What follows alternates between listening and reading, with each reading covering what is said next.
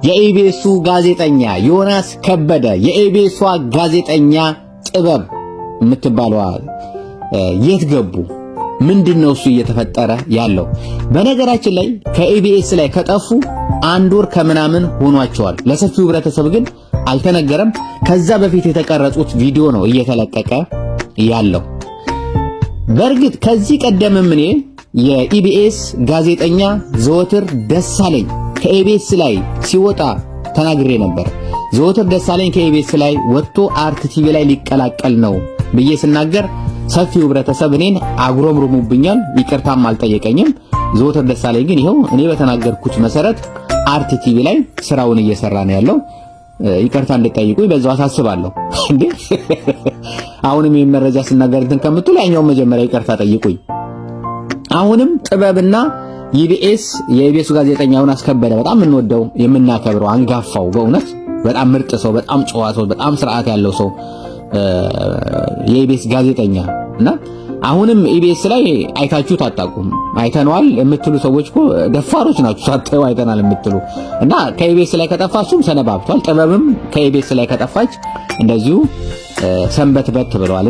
ሰላም ጤና ይስጥልኝ ውድ የቻናላችን ተከታታዮች፣ ዛሬ ወደ እናንተ ይዘንላችሁ የቀረብነው ጉዳይ በኢትዮጵያ ሚዲያ ዘርፍ ውስጥ ትልቅ ቦታ ያለውንና በኢቢኤስ የቴሌቪዥን ጣቢያ ለብዙ ዓመታት እንጫወት በተሰኘው ዝነኛ ፕሮግራም ውስጥ አብሮን የቆየውን የዮናስ ከበደ ጉዳይ ነው። በቅርብ ቀናት ውስጥ ዮናስ ከበደ ከኢቢኤስ ተሰናበተ የሚለው ጥያቄ በፌስቡክ በቲክቶክና በቴሌግራም ገጾች ላይ ሰፊ መነጋገሪያ ሆኗል። ይህ ወሬ ከየት መጣ? እውነታውስ ምንድነው? የሚለውን ዛሬ በጥልቅ እንተነትናለን። ዮናስ ከበደ ከኢቢኤስ ጋር ያለው ግንኙነት ሲነሳ መጀመሪያ ወደ አእምሯችን የሚመጣው የእሱና የኮሜዲያን እሸቱ መለሰ ልዩ ጥምረት ነው። ሁለቱ በጋራ ሆነው የፈጠሩት እንጫወት ፕሮግራም በኢትዮጵያ የቴሌቪዥን ታሪክ ውስጥ ከፍተኛ ተመልካች ካላቸው ዝግጅቶች አንዱ ነው። ነገር ግን በቅርብ ጊዜያት ዮናስ በፕሮግራሙ ላይ አለመታየቱ ብዙዎችን ጥርጣሬ ውስጥ ጥሏቸዋል። አንዳንዶች ዮናስ ራሱን ችሎ ሊወጣ ነው ሲሉ፣ ሌሎች ደግሞ ከጣቢያው ጋር አለመግባባት ተፈጥሯል ይላሉ። እውነቱን ለመናገር ዮናስ ከበደ በኢቢኤስ ውስጥ ያለው ሚና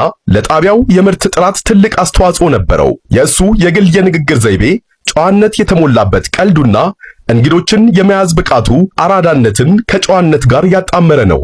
አሁን ግን ዮናስ ከበደ ከኢቢኤስ ተሰናበተ የሚለው ወሬ ዮናስ ራሱ በይፋ ምላሽ እስካልሰጠ ድረስ እንደ ግምት ብቻ ይወሰዳል። ነገር ግን ከውስጥ አዋቂዎች እንደሚሰማው ከሆነ ዮናስ አዳዲስ ፕሮጀክቶችን የመጀመር ፍላጎት አለው። ምናልባትም እንደ ቀድሞ ባልደረባው እሸቱ መለሰ የራሱን ዩቲዩብ ቻናል ወይንም ፕሮዳክሽን ሊያቋቁም ይችላል። ይህ ደግሞ በኢትዮጵያ የሚዲያ ገበያ ውስጥ ተፈጥሯዊ ሂደት ነው። አንድ ታዋቂ ሰው በአንድ ጣቢያ ስር ለረጅም ጊዜ ከቆየ በኋላ ራሱን ችሎ መቆም ይፈልጋል።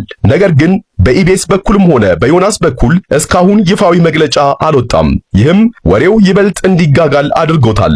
በባህላችን ከጭስ በስተጀርባ እሳት አለ እንደሚባለው የዮናስ አለመታየት ዝም ብሎ የመጣ ሳይሆን ትልቅ ለውጥ እየመጣ መሆኑን ያሳያል። ዮናስ ከበደ በኢቢኤስ ላይ የነበረው ቆይታ ከ10 ዓመታት በላይ ያስቆጠረ በመሆኑ ከጣቢያው ጋር ያለው ግንኙነት በቀላሉ የሚበጠስ ባይሆንም የግል ብራንዱን የማሳደግ ፍላጎቱ ግን ሊገታው አይችልም። በቅርብ ጊዜያት በኢቢኤስ ውስጥ የታዩት የሰራተኞች ለውጥና የፕሮግራም ሽግሽጎች ለዚህ ወሬ መነሻ ሳይሆኑ አይቀሩም። ተመልካቾች ደግሞ የለመዱትን ፊት ሲያጡ ወዲያውኑ ተባረረ ወይም ተሰናበተ የሚል መደምደሚያ ላይ ይደርሳሉ።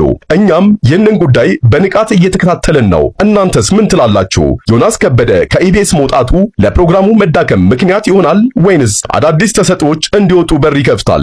አስተያየታችሁን በኮመንት መስጫው ላይ አስፍሩልን። ለቻናላችን አዲስ የሆናችሁ ሰብስክራይብ በማድረግ የደውል ምልክቱን ተጫኑ። ዮናስ ከበደ በኢትዮጵያ ሚዲያ ውስጥ የራሱን አሻራ ያሳረፈ ሰው በመሆኑ የትም ቢሄድ የተሳካ ስራ እንደሚሰራ አንጠራጠርም። የዛሬው ትንታኔያችን በዚህ ያበቃል። በቀጣይ አዳዲስ መረጃዎችን ይዘንላችሁ እንመለሳለን። ቸር ያቆየን። ጋዜጠኛ ዮናስ ከኢቢኤስ ቴሌቪዥን ወጥቷል፣ ወደ ውጭ ሀገርም ሄዷል የሚል መረጃ በሰፊው እየተሰራጨ ነው የሚገኘው። እሱም በቅርቡ በተላለፉ የኢቢኤስ ቴሌቪዥን ፕሮግራሞች ላይ አልተገኘም። እውነታው ምንድነው? ተወዳጁ ጋዜጠኛ ዮናስ የኢቢኤስ አሁን ላይ ካሉ ጋዜጠኞች ሲኒየር ጋዜጠኛ ሰሞኑን እንግዲህ ኢቢኤስ ፕሮግራሞች ላይ እየታየ አይደለምና ከዚህ ጋር ተያይዞ አንዳንድ ዜናዎች እየወጡ ነው።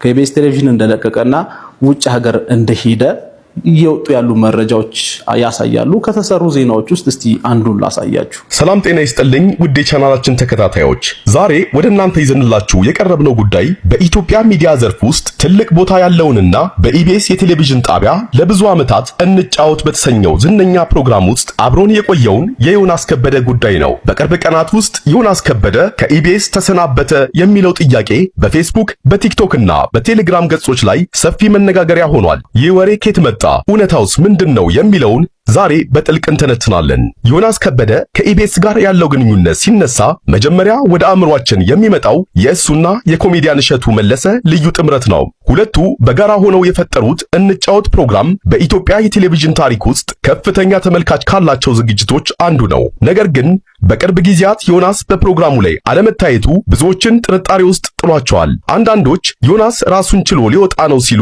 ሌሎች ደግሞ ከጣቢያው ጋር አለመግባባት ተፈጥሯል ይላሉ። እውነቱን ለመናገር ዮናስ ከበደ በኢቢኤስ ውስጥ ያለው ሚና ለጣቢያው የምርት ጥራት ትልቅ አስተዋጽኦ ነበረው። የእሱ የግል የንግግር ዘይቤ፣ ጨዋነት የተሞላበት ቀልዱና እንግዶችን የመያዝ ብቃቱ አራዳነትን ከጨዋነት ጋር ያጣመረ ነው። እንግዲህ እንደሰማችሁት ከኢቢኤስ ቴሌቪዥን ለቋል የሚሉ ዜናዎች በዩቲዩብ፣ በፌስቡክ፣ በቴሌግራም፣ በቲክቶክ እየተለቀቁ ይገኛሉ። ለዚህም እንደ ማስረጃ እየተጠቀሙ ያሉት አሁን ላይ የተለቀቁ ባሉ የኢቢኤስ ቴሌቪዥን ፕሮግራሞች ላይ እየታየ አይደለም የሚል ነው። እና እንግዲህ ይሄን ጉዳይ ለማጣራት እኔም የኢቢኤስ ቴሌቪዥን እና የዩቲዩብ ቻናላቸው ላይ ቼክ ለማድረግ እየሞከርኩኝ ነበረ። እንግዲህ ይሄኛው አሁን የቅዳሜን ከሰዓት ፕሮግራም ነው። እዚህ ፕሮግራም ላይ እንግዲህ ዮናስ ከበደ በስፋት ሁሌ የሚታይበት ፕሮግራም ነው፣ የቅዳሜን ከሰዓት ፕሮግራም። እዚህ ፕሮግራም ላይ እንግዲህ ዮናስ ከበደን በቅርቡ እያየነው አይደለም። ይሄም ነገር ብዙዎችን ግራ ያጋባ ጉዳይ ሆኗል እና እሱ የሌለበት ቅዳሜን ከሰዓት ማየት ከጀመርን የተወሰነ ጊዜም ሄዷል ማለት ነው። እንደ ልጅ ነው የሚሆንና እነሱ ሳናስባቸው አናድርም። በአንድም ሆነ በሌላ በየቀኑ እንገናኛለን፣ እንተሳሰባለን። እና እናት እኮ እኛ በቃ የተሰራንበት እጅ ማለት ነው አይደለም፣ የተወለድንበት 9 ወር የቆየንበት፣ ከዛ ደግሞ ስንወጣ መጀመሪያ ምግብ ያገኘንበት የእናቶቻችን ውስጥም እያለን እየተመገብናት ማለት ነው የምትወስደውን እየወሰድንባት፣ ከዛ ደግሞ ስንወጣ ደግሞ ወጥቷን እየጠባን፣ ስናድግ ደግሞ እያጎረሰችን፣ ስንታመም ደግሞ አብራን እየታመመች። ይሄ እንግዲህ የእናቶች ቀን ፕሮግራም ነበረ እና ጋዜጠኛ ጸጉ ነበረች እየመራች የነበረችው። እሷም እንግዲህ ኢቢኤስ ላይ ካሉ ሲኒየር ጋዜጠኞች ውስጥ በጣም ተወዳጅ ከሆኑት ውስጥ አንዷ ነች። እና እሱ ያለበት የመጨረሻ ፕሮግራም ዩቲዩብ ቻናላቸው ላይ የተጫነው ከአንድ ወር በፊት አካባቢ ነው። ይሄ ነገር ነው እንግዲህ ይበልጥ መነጋገሪያ እንዲሆን ያደረገው ጉዳዩ። ሁለተኛው ልጅ ስወለድ በጣም ቆጨ ነገር አለ። በኦፕሬሽን ነበር የወለደችው ኪኪ። ኑርልኝ እወዳለሁ፣ እኔ እጅግ እወዳለሁ፣ አኮራለሁ፣ እጅግ እወዳለሁ። ለሺህ ዓመት ኑርልኝ።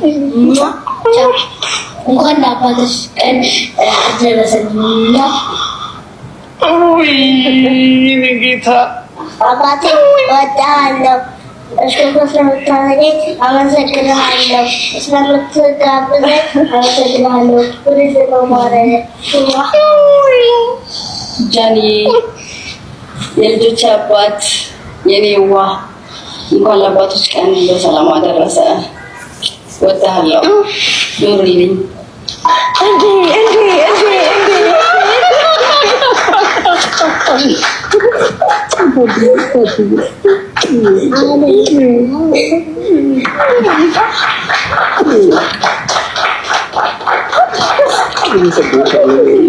ዮናስ በጣም የዋህ ቅን የሆነ ጋዜጠኛ በመሆኑ ነው የሚታወቀው እንግዲህ ኢቢኤስ ላይ እና አሁን በጣም ብዙ አስተያየቶች የተሰጡ ነው። ከነዚህ ውስጥ ግን በጣም ብዙ ሼር የተደረገ ያለው አስተያየት ውጭ ሀገር ኦሬዲ ሄዷል፣ ከቤተሰቦቹም ጋር ይሁን ብቻውን ብቻ ውጭ ሀገር ሄዶ መኖር ጀምሯል። ወደ ካናዳ ነው የሚሉት ብዙዎችና ከዚህ በኋላ ኢቢኤስ ላይ የመቀጠል ቻንሱ ዝቅተኛ ነው የሚል ሀሳብ እየሰጡ ነውና ሰዎች ስለዚህ ጉዳይ ይሄንን ጉዳይ ሲሪየስሊ ወስደውት እየሰጡ ያሉት ኮሜንት ራሱ በጣም አስገርሞኛል። እስቲ አንዳንድ ኮሜንቶችን ላሳያችሁ። ዮኒ ፕሊዝ ዶንት ሜክ a huge mistake in your life። በጣም በቃ በህይወት ትልቁን ስህተት እንዳትሳሳት ፕሊዝ ዮኒ፣ በደንብ አስብበትና ወደ ኋላ ለመመለስ አስብ።